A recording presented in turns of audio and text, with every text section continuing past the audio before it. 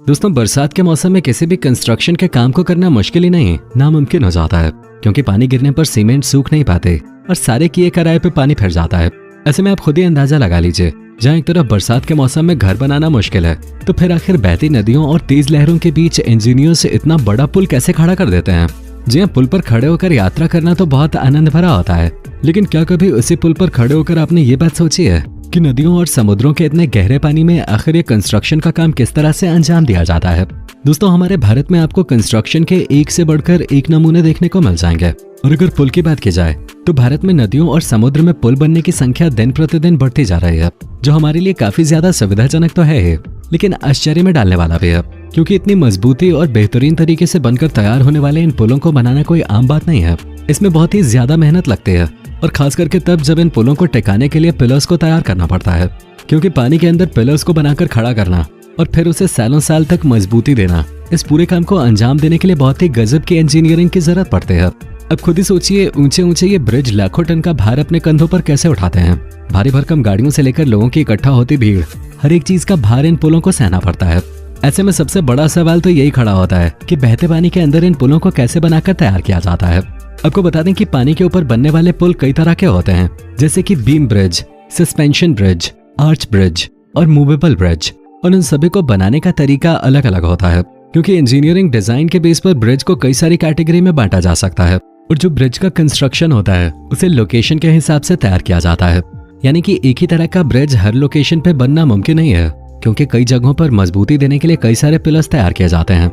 वहीं कुछ ऐसे ब्रिज भी होते हैं जिन्हें बिना ज्यादा पिलर्स की सहायता के तैयार करना होता है, जैसे कि अपना हावड़ा ब्रिज। और कुछ ब्रिज ऐसे होते हैं जिन्हें मूव करने की जरूरत होती है, इसलिए वहां पर मूवेबल ब्रिज बनाए जाते हैं। और ये बात तो आपको भी अच्छे से पता होगी कि पानी के ऊपर ब्रिज बनाकर खड़ा करना जमीन के ऊपर बनने वाले ब्रिज से कहीं ज्यादा मुश्किल होता है, क्योंकि जमीन पे तो आप फिर भी सीमेंट और पत्थरों को अच्छी तरह से सेट कर सकते हैं, लेकिन पानी में इस काम को करने के लिए सही समय और सही तरीके की जरूरत होती है। अब मान लीजिए कि पानी में तूफान आ रहा है, बाढ़ आ रही है और आप ब्रिज बनाने बैठे हैं, तो जाहिर सी बात है कि ब्रिज नहीं बनेगा। ऊपर से पानी की लहरें कभी भी अपना रुख बदल सकती हैं। इस स्थिति में सही टेक्निक की जरूरत होती है, जो बेमिसाल इंजीनियरिंग से ही आती है, क्योंकि पानी के ऊपर ब्रिज बनाने से पहले कुछ अहम बातों पर ध्यान दिया जाता है, जैसे कि पानी की गहराई, पानी की स्पीड, पानी के नीचे जो मिट्टी है उसकी क्वालिटी कैसी है, ब्रिज बनाने पर कितना भार पड़ेगा, और ब्रिज बनने के बाद उस पर चलने वाली गाड़ियों का वजन क्या होगा। दोस्तों, इन सभी मुद्दों पर ब्रिज बनने से पहले ही रिसर्च कर ली जाती है, या फिर कह लीजिए कि पूरी जांच पड़ताल करने के बाद ही ब्रिज का काम शुरू होता है। और ये भी पता चलता है कि ब्रिज को किस तरीके से बनाकर तैयार करना है। पर ऐसा बिल्कुल भी नहीं है कि नींव डालने का काम सिर्फ इमारत बनाते समय ही होता है। असल में पानी पर पुल बनाने के लिए भी नींव डालने की जरूरत पड़ती है, और इस पूरे प्रोजेक्ट के आधार पर नींव का स्ट्रक्चर और बाकी चीजें तैयार होते हैं। आपको बता दें कि पानी के अंदर रखी जाने वाली नींव को कॉफर डैम कहा जाता है। दोस्तों, ये कॉफर डैम पानी के अंदर की जाने वाली कंस्ट्रक्शन का एक बहुत अहम हिस्सा है, जिसके बिना इस तरह की कंस्ट्रक्शन काफी ज्यादा मुश्किल हो जाएगी। हम ऐसा इसलिए कह रहे हैं क्योंकि दोस्तों, कॉफर डैम असल में ड्रम की तरह होते हैं, जिन्हें क्रेन या फिर पेलिकन मशीनों की मदद से पानी के एकदम बीच में अच्छी तरह से फिट कर दिया जाता है। असल में इन्हें बनाने के लिए स्टील की बड़ी बड़ी प्लेट्स का इस्तेमाल किया जाता है, और इनका आकार गोल या फिर स्क्वायर हो सकता है। हालांकि इनका आकार पुल बनाने या फिर नदी की मिट्टी की गहराई पर निर्भर करता है कि कॉफर डैम को गोल रखा जाएगा या फिर स्क्वायर शेप में इसे बनाया जाएगा। दोस्तों, अगर साफ शब्दों में कहा जाए तो ये एक प्रकार के ड्रम की तरह होता है, या फिर आप लोगों ने मेले वगैरह में मौत के कुएं वाला खेल देखा होगा, उससे भी ये काफी ज्यादा मिलता जुलता है, जहाँ अंदर लोग अपने कर्तव्य दिखाते हैं और बाहर से लोग उन्हें देखते हैं। ऐसा ही कुछ कॉफर डैम में होता है, जहाँ अंदर मौजूद लोग कंस्ट्रक्शन का काम करते हैं और शानदार ब्रिज बनाकर तैयार करते हैं। आमतौर पर कॉफर डैम बहुत ही ज्यादा मजबूत होते हैं, जिन्हें बनाने के लिए स्टील की मदद ली जाती है। सबसे पहले इसे पानी के बीचों बीच बनाकर रख दिया जाता है, ताकि पानी कॉफर डैम के आसपास बहता रहे। लेकिन इसके अंदर का नजारा ठीक उसी तरह होता है जैसे हम पानी से भरे ग्लास के अंदर पाइप डालते हैं, जहाँ पानी पाइप के आसपास होता तो है, लेकिन उसके अंदर तब तक नहीं पहुंचता जब तक हम पाइप के जरिए पानी को खींचने की कोशिश न करें। हालांकि कॉफर डैम काफी बड़ा होता है, इसलिए थोड़ा बहुत पानी तो इसके अंदर जाना लाजमी है, और अगर ऐसा कभी कुछ हो जाता है तो उसे भी बड़ी आसानी से निकालकर बाहर फेंक दिया जाता है, ताकि कॉफर डैम के अंदर का माहौल बिल्कुल सूखा रहे और उसके नीचे की मिट्टी दिखाई देने लग जाए। जब कॉफर डैम के अंदर नीचे की मिट्टी दिखाई देने लगती है तो उसके बाद ही पिलर्स बनाने का काम शुरू किया जाता है, जिसके लिए इंजीनियर अपना दिमाग लगाना शुरू कर देते हैं और मजबूत पिलर बनाकर तैयार करते हैं। ये जब बनकर तैयार हो जाता है तब जाकर ब्रिज का बाकी काम शुरू किया जाता है।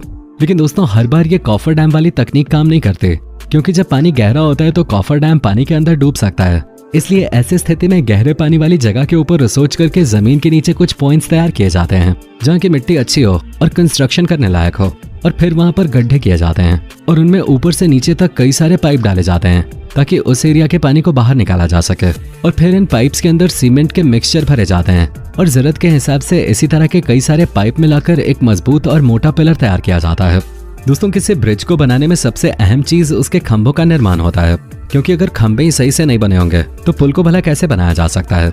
ऐसे में सारा काम बिल्कुल सही तरीके से हो और पानी के अंदर कम से कम कंस्ट्रक्शन करना पड़े।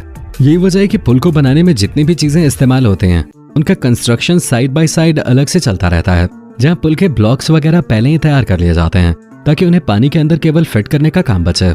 जैसे जैसे पानी के ऊपर खंभे तैयार होते हैं वैसे वैसे उसके ऊपर की रोड भी तैयार होती रहती है, जहाँ सीमेंट और कंक्रीट के बड़े बड़े ब्लॉक्स होते हैं जिन्हें पहले ही तैयार करके रखा जाता है और फिर इन्हें बड़ी बड़ी मशीनों की मदद से पुल बनने वाली जगह पे पहुंचा दिया जाता है। बड़े बड़े सीमेंट के ब्लॉक्स पहुंचाने के लिए कई बार बोट्स का सहारा लिया जाता है। ऐसा करने के बाद एक से दूसरे पिलर्स के बीच इन ब्लॉक्स को सेट करने का काम शुरू होता है और फिर इसी तरह स्टेप बाय स्टेप एक पूरा ब्रिज बनकर तैयार होता है। पर दोस्तों, ये सोचने की गलती बिल्कुल मत कीजिएगा कि ब्रिज के बनने के बाद जब तक पृथ्वी रहेगी तब तक वो ब्रिज बना रहेगा। ऐसा बिल्कुल नहीं है। किसी भी ब्रिज को एक समय सीमा के लिए ही बनाया जाता है, 100 या 200 साल बस। और जब ब्रिज की एक्सपायरी डेट आ जाती है तो उसके बाद ये किसी काम का नहीं रहता। ब्रिज को समय समय पर रख रखाव की भी जरूरत पड़ती है। ऐसा नहीं कि एक बार बनाने के बाद उसे भूल जाएं, क्योंकि अगर ऐसा किया गया तो लोग उसके ऊपर छीछा लेदर मचाने लग जाएंगे। और इसका सबसे बड़ा उदाहरण हम हावड़ा ब्रिज के रूप में देख सकते हैं, जहाँ लोगों के पान मसाला गुटखा थूकने से लेकर पक्षियों के गंदगी फैलाने तक हर एक चीज ब्रिज के ऊपर असर डालते हैं। और इसीलिए ब्रिज को मजबूत और नया जैसा बनाए रखने के लिए हर साल लाखों रुपए पानी की तरह उसके मेंटेनेंस पे खर्च किए जाते हैं। और ऐसा ही कुछ हर एक ब्रिज के साथ किया जाता है। ब्रिज की मजबूती का पता लगाने के लिए कई सारे इंस्ट्रूमेंट्स इस्तेमाल में लाए जाते हैं, जैसे कि मैग्नोमीटर, पायोमीटर और इंफ्रारेड थर्मोग्राफी।